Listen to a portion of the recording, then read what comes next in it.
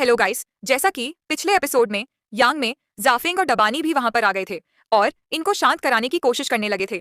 इसके बाद वह इनसे कहने लगते हैं कि हमें यहाँ से चलना चाहिए क्योंकि इस समय शायर भी बेहोश हो गई है और इसीलिए उसे भी हेल्प की जरूरत है। मगर तभी इसी वक्त हम देखते हैं कि शायर भी होश में आ जाती है, जिसे देखते ही सभी चौंक जाते हैं।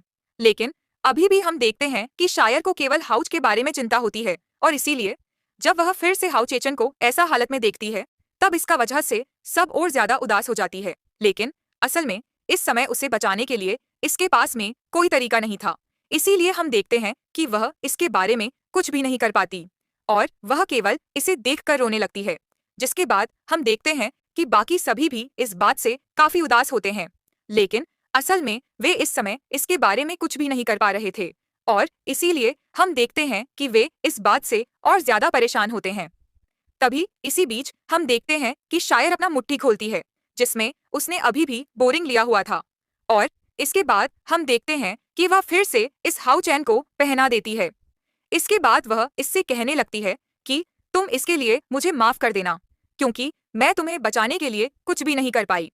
वहीं दूर से बाकी लोग ये सारी चीजें देख रहे थे और इसका वजह से उनकी आंखें नम हो गई थीं।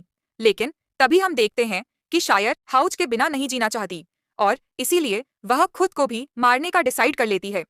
जिसके बाद हम देखते हैं कि बाकी सभी इस बात से काफी घबरा गए थे और वह तुरंत उसे रोकने के लिए जाते हैं। मगर तभी इसी बीच हम देखते हैं कि शायर को हाउ आर यू की आवाज सुनाई देती है, जो कि असल में हाउ आर यू के लिए परेशान हो रहा था और फिर कहने लगता है कि क्या आप ठीक हो। इसके बाद वह कहने लगता है कि ब्रदर, मेरी हेल्प करो क्योंकि मुझे समझ में नहीं आ रहा कि अचानक से क्या हो रहा है, क्योंकि मैंने आपके साथ जो स्पिरिचुअल कनेक्शन बनाया था मुझे ऐसा लगता है कि अब वह गायब हो रहा है।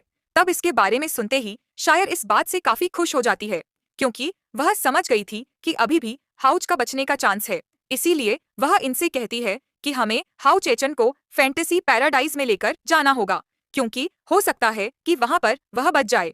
जिसके बाद हम देखते हैं कि वे लोग इसके बारे में कोई देरी नहीं करते और वह हाउचन को फैंसी पैराडाइज में लेकर जाने के लिए रेडी हो जाते हैं। इसके बाद अगले सीन में हम फैंसी पैराडाइज का सीन देखते हैं जहां डालोंग और सियाओले भी इसके बारे में कोई देरी नहीं करते और हम देखते हैं कि वे दोनों तुरंत ही वहां पर आ गए थे। इसके बाद हम देखते हैं कि शायर ने हाउच को वहां पर लेटा दिया था और फिर वह सियाओई से कहती है कि प्लीज क्या तुम इसके बारे में कुछ कर सकती हो, और फिर वो सियाओई से कहती है कि प्लीज क्या तुम इसके बारे में कुछ कर सकती हो। जिसके बाद हम देखते हैं कि सियाओ लेवी इसके बारे में कोई देरी नहीं करती और वह तुरंत ही इस पर नेचर गॉडेस का पावर का यूज करने के लिए रेडी हो गई थी ताकि इसका यूज करके वह हाउ चेन को रिवाइव कर सके।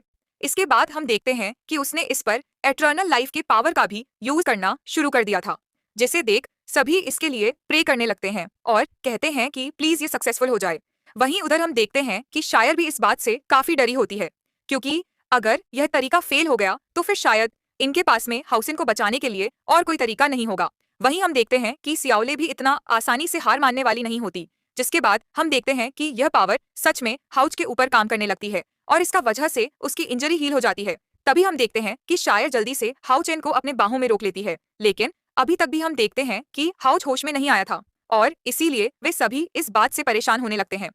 फिर हम देखते हैं कि शायर हाउच के ब्रेथ को चेक करती है लेकिन उसमें कोई भी हलचल नहीं होती और इसीलिए वो इनसे कहती है कि अभी भी इसमें कोई ब्रेथ नहीं आई। जिसके बाद हम देखते हैं कि बाकी सभी भी इस बात से उदास हो जाते हैं क्योंकि इनका यह तरीका भी फेल हो गया।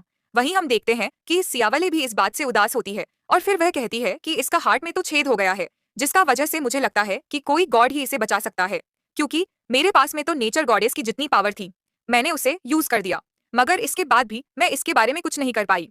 फिर वो कहने लगती है क्योंकि इसने नेचर गॉडेस को विजिट किया इसीलिए मैं और डालूंगी, इसके सोल को 7 दिनों तक रख सकते हैं। तभी हम देखते हैं कि लिंसिन काफी परेशान हो गया था और फिर कहने लगता है कि जब तुम ही इनको नहीं बचा पाई तो फिर ऐसा कौन है जो इनको बचा सकता है। तभी अचानक से हम देखते हैं कि सियाओई को कुछ याद आता है, जिसके बाद वो इनसे कहती है कि अभी भी एक चीज है जिसे तुम ट्राई करके देख सकते हो। जिसके बारे में सुनते ही शायर उससे पूछती है कि क्या। तब इस पर सियाओई कहती है कि मैं एक बार टर्नल टावर में गई थी जहां मैंने फील किया कि वह पावर गॉड से भी परे है, इसीलिए मुझे ऐसा लगता है कि अगर तुम इसे वहां पर ले गए तो फिर शायद ऐसा हो सकता है कि इसकी जान वहां बच जाए। तब इसके बारे में सुनते ही सारे तुरंत समझ जाती है और फिर वह जान जाती है कि यह इलेक्ट्रोलक्स के बारे में बात कर रही है। लेकिन तभी हम देखते हैं कि हनी इस बात से परेशान होने लगा था और फिर वह कहता है कि इस समय लीडर की कंडीशन तो ऐसी है और इसीलिए क्या हम अभी भी इसे यूज कर सकते हैं, लेकिन अभी भी हम देखते हैं कि शायर इतना आसानी से हार मानने वाली नहीं होती। इसीलिए वो कहती है कि चलो एक बार ट्राई करके देखते हैं। इसके बाद हम देखते हैं कि शायद जैसे ही इसके चेस्ट पर अपना हाथ रखती है तब वो लॉकेट सच में वहां पे आ जाती है। जिसके बाद हम देखते हैं कि सभी इस बात से काफी खुश हो गए थे और कहते हैं कि ये तो अभी भी काम कर रहा है। लेकिन इसके बाद हम देखते हैं कि वह इसके बारे में कोई देरी नहीं करते और वह तुरंत इसके पावर का यूज करके इटर्नल टावर के अंदर आ जाते हैं। लेकिन तभी हम देखते हैं कि लिटिल स्केलेटन भी इस बात से परेशान हो गया था और फिर वह पूछता है कि मास्टर को क्या हो गया। तब इस पर शायरी से बताती है कि हाउस की जान खतरे में है और इसके बाद वह इससे पूछती है कि इलेक्ट्रोलक्स कहाँ है, जिसके बाद हनी भी कहता है कि हमें इनको बचाने के लिए उनकी जरूरत है। तब इस पर लिटिल स्केलेटन कहता है कि उनसे मिल पाना इतना आसान नहीं है क्योंकि वह तो इस समय डीप स्लीप में चले गए हैं, जिसका वजह से उनको जगाने के लिए 7th फ्लोर पर जाना होगा। लेकिन फिर वह कहने लगता है कि उन्होंने इसके लिए रूल सेट किया है, जिसका वजह से अगर तुम 7th फ्लोर पर जाना चाहते हो तो फिर इसके लिए सबसे पहले तुम्हें इसके सारे चैलेंज को कंप्लीट करना होगा। इसके बाद वो इनसे कहता है कि हर लेवल में होली गार्ड है जिसे कंप्लीट करने के लिए तुम्हें उनको हराना होगा। तब इसके बारे में सुनते ही लिन इस बात से काफी परेशान हो जाता है और फिर कहने लगता है, क्या तुम्हारे कहने का मतलब है कि लीडर ने जिन 4 होली गार्ड को जीता है, क्या उनके अलावा भी अभी हमें और होली गार्ड के साथ में फाइट करना होगा? जिसके बाद हम देखते हैं कि वेंगवान भी इस बात से काफी परेशान हो जाती है और फिर कहती है कि लेवल जैसे जैसे बढ़ता जाएगा उसके बाद आने वाले होली गार्ड भी और ज्यादा पावरफुल होंगे। तब इस पर हनी कहता है कि केवल इतना ही नहीं बल्कि हर लेवल में बहुत सारे छोटे लेवल भी हैं, जबकि हमारे पास तो केवल 7 दिनों का टाइम है। जिसके बाद हम देखते हैं कि शायर भी इसके बारे में सोचकर परेशान हो जाती है। लेकिन फिर भी हम देखते हैं कि वह यंग मैजाओ को किसी भी खतरे में नहीं डालना चाहती और इसीलिए वो इसे कहती है कि तुम यहाँ से चले जाओ। लेकिन हम देखते हैं कि यंग मैजाओ डानिन को छोड़कर जाने वाले नहीं होते और कहने लगते हैं कि तुम ही लोगों ने हमारी जान बचाई थी, इसीलिए ऐसा लगता है कि इसे चुकाने का टाइम आ गया और इसीलिए हमसे जो भी होगा हम हेल्प जरूर करेंगे। जिसके बाद हम देखते हैं कि शायर भी इसके लिए मान गई थी और कहती है कि तब हम सभी एक साथ में चलेंगे। इसके बाद हम देखते हैं कि शायर ने हाउच को अपने पीठ पर ले लिया था और फिर कहती है कि हम सभी मिलकर हाउच को जरूर बचाएंगे और इसके बाद वो लिटिल स्केलेटन से कहती है कि तुम चैलेंज को स्टार्ट कर दो। जिसके बाद हम देखते हैं कि लिटिल स्केलेटन भी इसे स्टार्ट करने के लिए रेडी हो गया था और फिर कहता है कि चलो मैं तुम्हारी हेल्प करने के लिए सारे बोनस लेवल को रिमूव कर देता हूँ, जिसके वजह से इसमें केवल होली गार्ड वाले ट्रायल बचेंगे।